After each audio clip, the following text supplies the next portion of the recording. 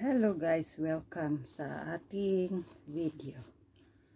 I-vlog ko lang guys. Ano kasi, sabi nila, yung, di ba may national ID na tayong mga Pilipino.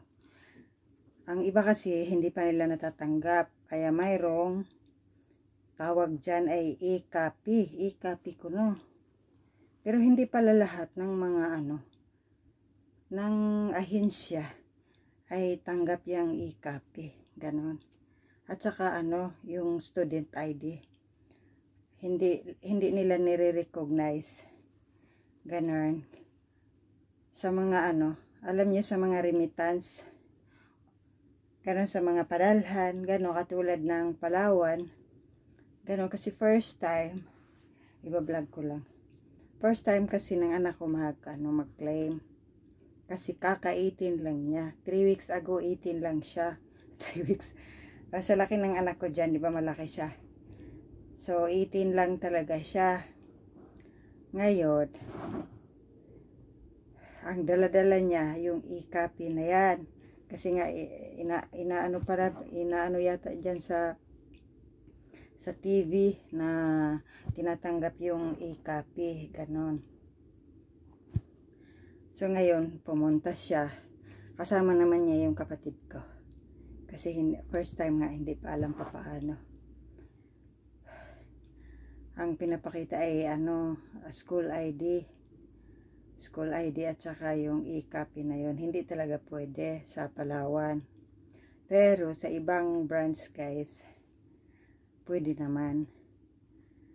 Mabuti na lang tong kapatid ko may initiative. Ganun kasi, mayroon talagang mga branch ng Palawan na strict talaga sila, lalong-lalo na walang record yung tao. Tsaka di kami magka-apelyido ng anak ko. Ganun kasi yung apelyido ko, middle initial na lang niya. Ganun. So, hindi talaga kahit nakiusap yung kapatid ko. Kasi siyempre, respetuhin natin yung rules ng isang branch ng ganon, doon sa Palawan. Tapos, namalingki. Nagpunta daw sila doon sa kabilang baryo. Hindi doon naman sa malapit din. Namili sila ng kung ano-ano. Tapos, nadaanan nila yung isang branch ng Palawan. So, nandun daw sila. Kumuha sila ng suki card. So, ayun. Siguro, hindi siguro. Nakiusap yung kapatid ko na kailangan ng allowance. At saka, syempre, malayo yung kapatid ko sa anak ko. Mga 1 oras mahigit, lalo na kung traffic ang biyahe. Tapos syempre ang init-init pa. Yan. So wala namang sanang problema kahit mainit o bumagyo, basta makukuha lang. So doon sa pangalawang Palawan, medyo hindi sila strict. So naintindihan ko naman yung una kasi maganda rin naman yung ganon na syempre hindi basta-basta makukuha yung pinapadala ng isang tao doon sa pinapadalhan na kailangan talaga ng valid ID. Ganon. Pero doon sa pangalawa, mas magpasalamat ako doon kasi na-claim niya yung pinadala ko. Ganon. Kaya thank you pa din sa Palawan. Hindi ako sponsor ng Palawan. Hindi pala ako sponsor ng Palawan. Binablog ko lang yung experience nila. Since vlogger naman tayo. Vlogger naman ako. So, inaano ko lang. Yung experience na gano'n na hindi pala lahat ng school ID na yan ay tinatanggap.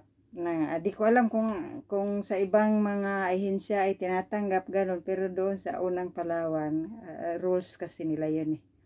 So, doon sa pangalawa, baka nakonsensya.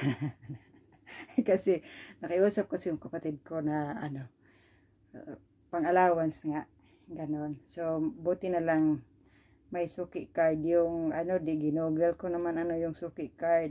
Yun, sa mga Palawan pala yun, sa mga Palawan branches, yung mga, parang nag-o-offer sila ng suki card. Yun yata may mga points ba. So, titingnan ko, the next month kung magpapadala ako sa kanya, kasi doon naman siya, alam na niya saan banda. Babalikan niya doon kung makakuha ba siya doon uli. So, abangan ninyo itong vlog ko. Sana makuha niya kasi ang napakahirap diba? Pero may record na for the first time. May record na siya doon sa Palawan. Siyempre, di ba, iisa lang din naman yata. Hindi ko alam kung makikita yan ng lahat ng branches ng Palawan. Ay, nakakuha na pala ito, nakaklaim na. Hindi ako sure. Ganon. So, ayun siya guys. Hanggang sa muli. Bye-bye.